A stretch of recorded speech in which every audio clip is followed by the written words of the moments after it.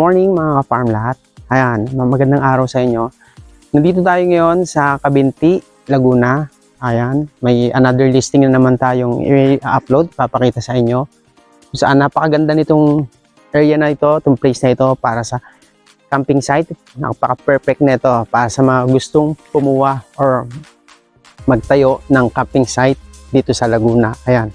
Ito nga palang Cabinti, kilala to bilang glamping site dito sa Laguna kung saan marami na ring bumibili ng property dito at nagtatayo ng kani-kanyang resorts, kagaya ng black camping site. Marami. Ito, napakaganda nito kasi ito siya. Kalipit lang siya mismo ng Barangay Road. Ayan.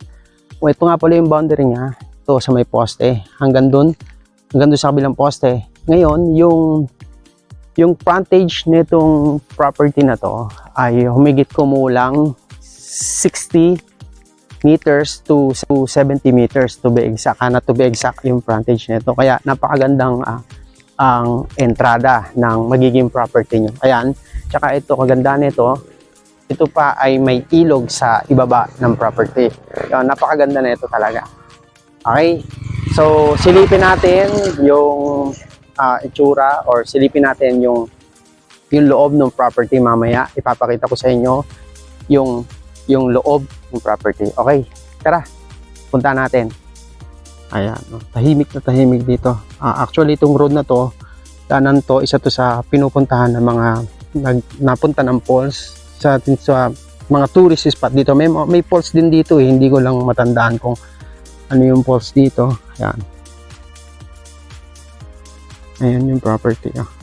Mamaya papasukin natin yung loob. Ang konting linis lang. Awan. Ayan.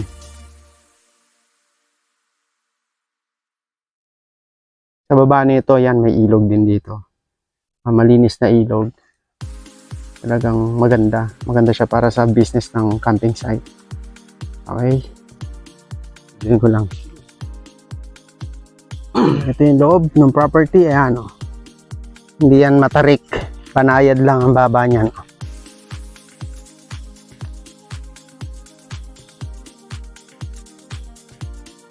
Ano?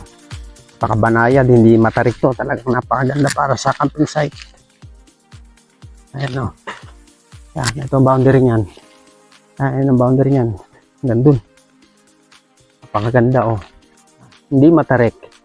Kita nyo, ito yung loob ng property. Ayan. Ayos na. Dire-diretso lang. Banayad lang ang baba. Napaka-perfect nito. Para sa campsite. Linis lang. Okay. Kita natin yung bandang ilog.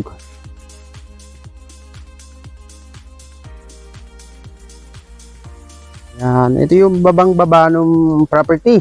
Ayan. Ito na sa ilog. Napakalinis. Ayan.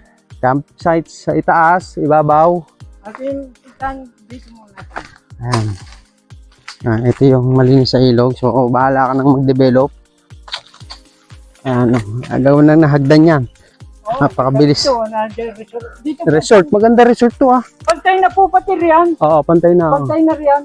Pero sa atin. Hindi naman napaka delikado ng saanan. Baka basic lang yan.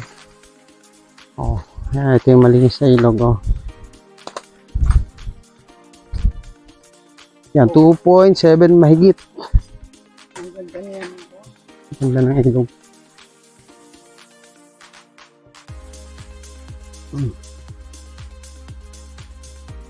ganda niyan ilog.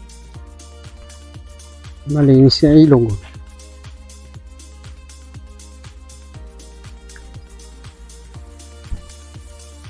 Ito, sa Kunting linis pa na. namin. Oo, ito yung lagaslas. Pero ko pa. Yung banda ro, hindi na. Oo, yan, lagaslas ng tubig. Yan, may mga bato-bato. Pero ito, sakop pa, no? Oh, sako pa po ito. Hanggang doon pa. Hanggang dun pa, sa Oo. bungad nung lagaslas. Oo. Ayan, sakop pa rin ito ng property. At yung pong itaas ay ganyan din. Oo. Ganyan.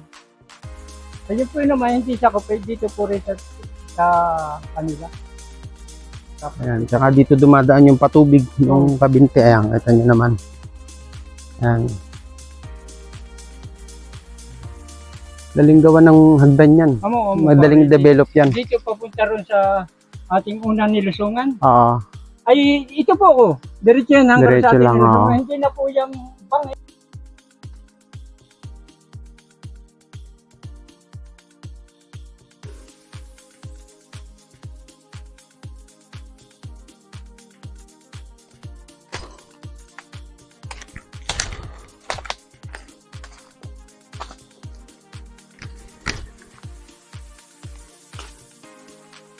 pagkakawanan nyo, pwede sir, nag-boosting kayo na page.